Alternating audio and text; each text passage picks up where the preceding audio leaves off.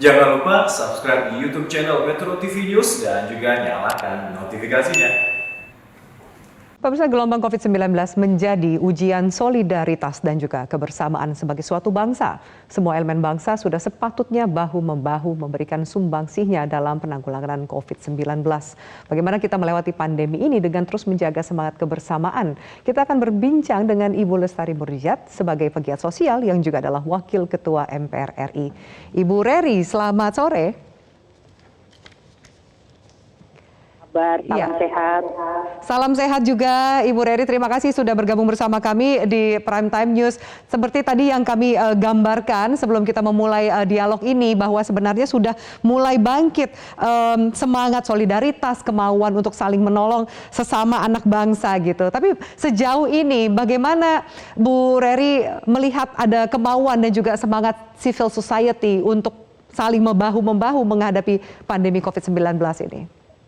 Ya, baik. Tentu pertama-tama izinkan saya menggunakan kesempatan ini juga menyampaikan ucapan dan apresiasi terima kasih kepada seluruh khususnya tenaga kesehatan dan garda terdepan kita ya, yang sudah 1 tahun lebih di lapangan tanpa henti, dan apalagi beberapa bulan terakhir ini berhadapan dengan situasi yang kita tidak tahu kapan akan berakhir.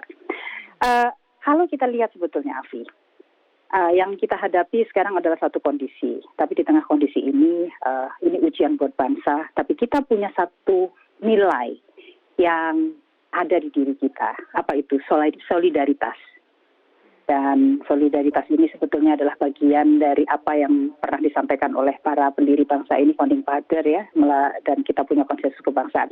Ini adalah cerminan juga bagaimana kita mengamalkan nilai-nilai yang kita miliki, dan kelihatan sekali tadi juga sudah di dalam tayangan yang sebelumnya begitu banyak masyarakat yang secara langsung, ibu-ibu di daerah turun langsung, dan ujian yang luar biasa ini saya yakin bisa kita lalui kalau kita memiliki optimisme dan semangat serta kerjasama seperti sekarang ini. Ibu Reri, sebagai bagian dari komponen bangsa, tim kemanusiaan Surya Paloh juga menggelar berbagai kegiatan untuk mendukung penanggulangan COVID-19. Apa saja kegiatan yang dilakukan oleh tim kemanusiaan Surya Paloh, dan pesan yang mau disampaikan dari kegiatan ini apa sih, Bu? Iya, jadi begini. Saya adalah koordinator dari tim kemanusiaan Surya Paloh. Orang mengenal beliau baik sebagai pemilik media group maupun ketua umum Partai Nasdem. Tim kemanusiaan Surya Paloh dibentuk sebagai respons pertama ketika kita berhadapan dengan COVID, di mana anggotanya terdiri dari semua jajaran yang berada di bawah Pak Surya. Jadi di situ ada korporasi, di situ ada yayasan, di situ juga ada partai. Langkah pertama yang dilakukan pada waktu itu tanggal 23 Maret mendedikasikan Hotel The Media, Hotel and Towers di Jakarta untuk menjadi posko bagi tenaga kesehatan, diserahkan kepada Satgas COVID, dan sampai hari ini masih digunakan sebagai posko di mana Satgas relawan bertempat tinggal, kemudian nakes juga kalau mereka ada shift ya mereka tinggal di situ, dan sampai hari ini, sampai tadi malam, lebih dari 120.000 relawan sudah memanfaatkan dengan lebih dari 66.000 kamar room nights yang didedikasikan, di mana keseharian The Media Group memberikan akomodasi, konsumsi juga 3 kali makan, serta bahkan Badan Rescue Partai Nasdem menjadi bagian yang mengurusi kesehatan. Jadi mereka adalah tenaga kesehatan, tetapi kesehatan mereka ketika berada di hotel diurus oleh Badan Rescue Partai Nasdem. Pada saat itu apa latar belakang yang mendasari? Memang Pak Surya langsung ya berinisiatif melakukan, karena kita melihat waktu itu awalnya Metro TV juga menceritakan bagaimana ada nakes yang diusir dari kos-kosan, kemudian tidak punya tempat tinggal, ditolak oleh lingkungannya. Nah, itulah yang kemudian langsung beliau memerintahkan kepada saya untuk mempersiapkan tim kemanusiaan dan mendedikasikan hotel ini. Kita tidak pernah menyangka bahwa pada akhirnya 1 tahun lebih, tanggal 23 Maret, hari ini tanggal 11 Juli.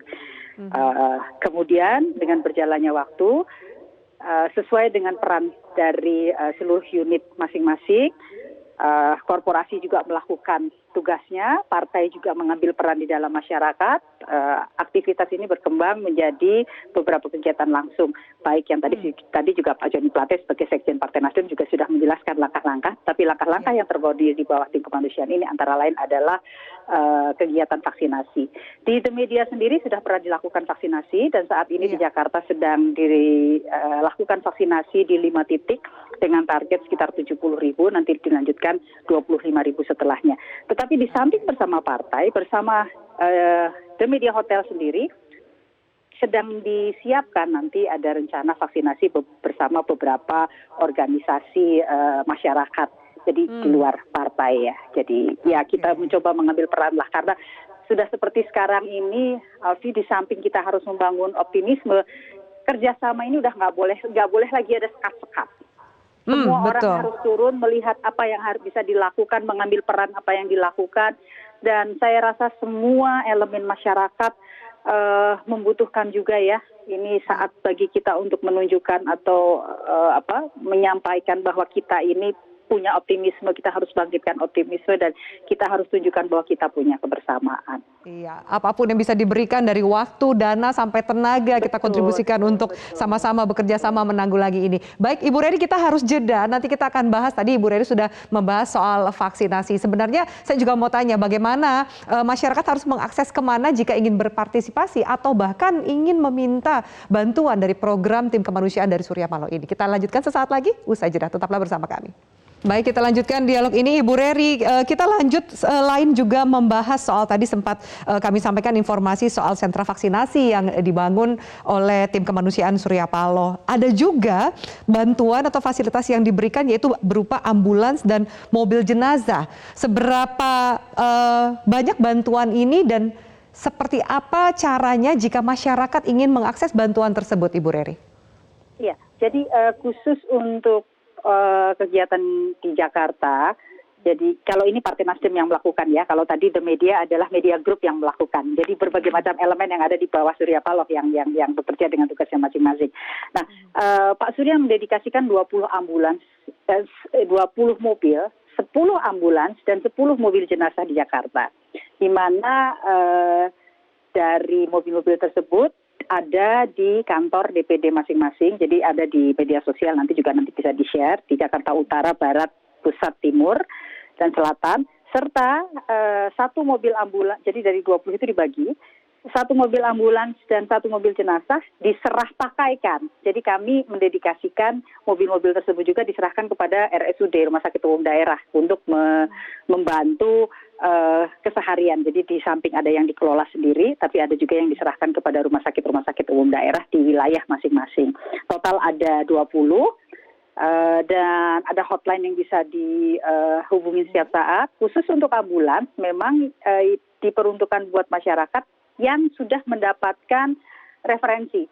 Artinya sudah ada surat-surat, karena kita nggak bisa main telepon begitu saja. Nanti kalau pasiennya dibawa, kita nggak tahu mau dibawa kemana. Tapi salah satu permasalahan yang dihadapi oleh warga saat ini juga adalah sudah dapat surat dari puskesmas misalnya bahwa harus dirujuk ke rumah sakit tertentu, tapi tidak bisa mendapatkan kendaraan. Nah itu bisa segera menghubungi hotline yang ada.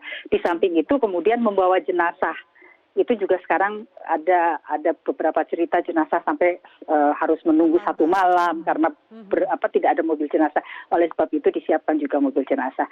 Nah, di wilayah-wilayah juga diserahkan atau menjadi tugas para anggota legislatif dari Partai Nasdem dari masing-masing daerah pilihannya, baik itu nasional maupun tingkat 1 maupun tingkat 2, untuk melakukan yang hal yang sama di wilayahnya masing-masing.